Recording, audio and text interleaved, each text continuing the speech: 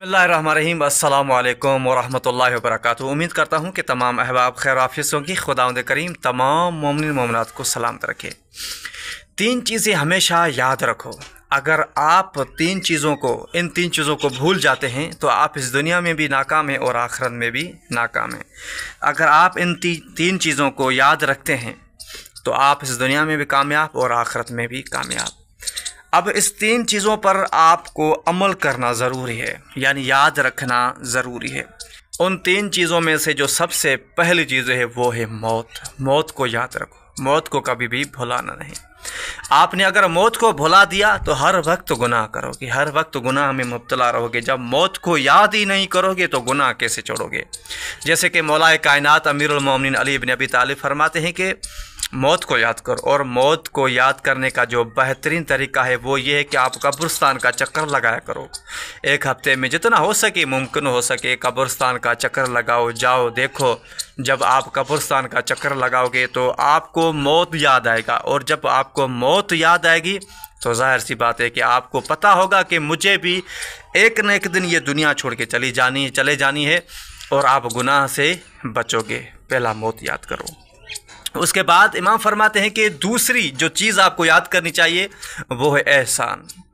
अगर आप फ़र्ज़ करें कि किसी शख्स ने आप पर एहसान किया है तो उस एहसान को याद करो। ऐसा न हो कि आप एहसान फरामोश हो जाओ, एहसान को याद करो। इमाम फरमाते हैं कि अगर किसी शख्स ने आप पर एहसान किया है, कोई चीज़ आपको दी है, तो कोशिश करें या तो उस जैसी चीज़ बदले में दो या उससे बेहतर दो। यानी एहसान का बदला एहसान से आप दो। ऐसा न हो कि किसी ने आप पर एहसान किया है वो आप एहसान भूल जाओ। उसे कहते हैं एहसान फरामोश। एहसान भूलना नहीं चाहिए, एहसान को याद रखना चाहिए। उसके बाद इमाम फरमाते हैं कि तीसरी चीज़ जो आपको याद रखनी चाहिए वो है नसीहत। बाज़ औक़ात ऐसे होता है कि बड़े नसीहत करते हैं और अच्छे की, बाज़ औक़ात ऐसे होता है कि बड़े लोग हमें नसीहत करते हैं, अच्छे काम की तरफ हमें दावत देते हैं, मगर हम बड़ों की नसीहत को भुला देते हैं। फिर इसका अंजाम यही होता है कि हम गुनाहों की तरफ या ऐसे खसारे की तरफ चले जाते हैं। बाद में पछताते हैं कि काश मैं फ़लाँ शख्स की नसीहत पर अमल करता। नसीहत को भुलाना नहीं।